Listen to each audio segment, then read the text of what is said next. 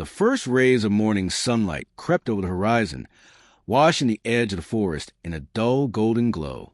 It was a kind of morning that felt too quiet. No birdsong, no rustling leaves, just an eerie silence hanging over the dusty path that divided civilization from the wild. Rajiv, a 32-year-old farmer known around the village for his curiosity and courage, stood at the edge of that path, holding a phone in one hand and the leash of his dog in the other. But his Pitbull, Tyson, didn't need the leash today. He was off it, pacing ahead with purpose, muscles rippling under his short coat, jaws slightly parted, eyes locked on the tree lean. He wasn't just alert. He was ready. The night before, villagers had whispered about strange sounds, deep growls, sudden thrashing, followed by unnatural silence near the banana grove that bordered the jungle. Some thought it was just another wild boar fight. Others swore it was something bigger, something unnatural. Rajiv had heard the stories. He didn't laugh them off. Not this time. Not after he saw the massive drag marks near his cattle shed that morning. He followed Tyson into the overgrown path, boots crunching dry leaves, camera already rolling. Something about the air felt charged, like a storm waiting to break. Tyson stopped suddenly, body dropping low, ears twitching. Rajiv squinted, and then he saw it, coiled beneath a half-fallen tree, hidden in shadow but impossible to miss once spotted, was a massive Indian rock python, easily over 15 feet long. Its body shimmered with dull scales, thick as a man's thigh, wrapped around a half-eaten wild boar. But its head wasn't resting. It was raised, watching, waiting, threatened. Rajiv's breath caught in his throat, but before he could step back, Tyson growled, low, primal, and charged. No barking, no fear, just raw instinct. The python reacted instantly, uncoiling with terrifying speed. Its body moved like water and iron all at once, launching itself forward with shocking force. Tyson dodged, barely missing the strike, and lunged to the thick, muscular neck. His jaws locked, teeth sinking deep. The jungle exploded into motion. The snake countered, twisting its massive frame, wrapping around Tyson like a constricting death machine.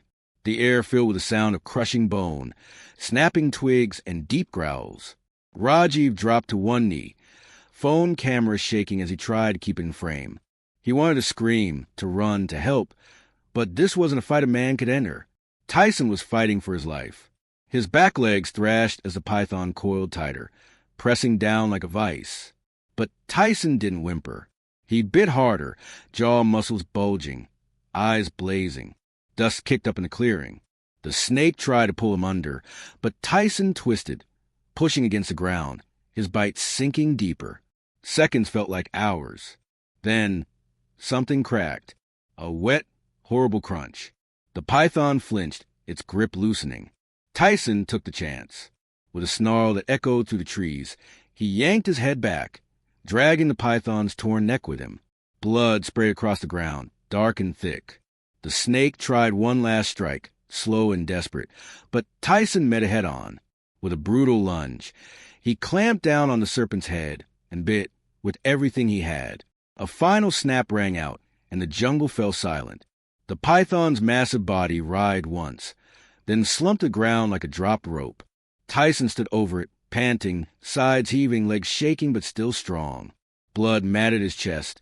A cut over his eye dripped steadily, but he didn't back down. He just stared at the lifeless coils beneath him, as if daring another threat to appear. Rajiv finally moved. Dropping beside his dog, he placed a shaking hand on Tyson's neck. "You're a warrior," he whispered, voice barely holding steady. He turned the phone camera to his dog, then to the lifeless python. No clickbait, no fake drama, just the truth. When the video hit the internet, it didn't just trend, it exploded. Not because people love violence, because people recognize heart. Raw, relentless, fearless heart. Tyson wasn't some trained killer. He wasn't bred for war. He was a protector, a fighter, a living symbol of courage against the odds. People around the world watched in awe.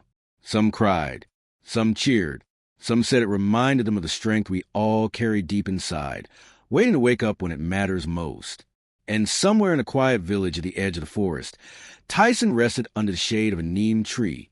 Scarred but alive, his legend just beginning.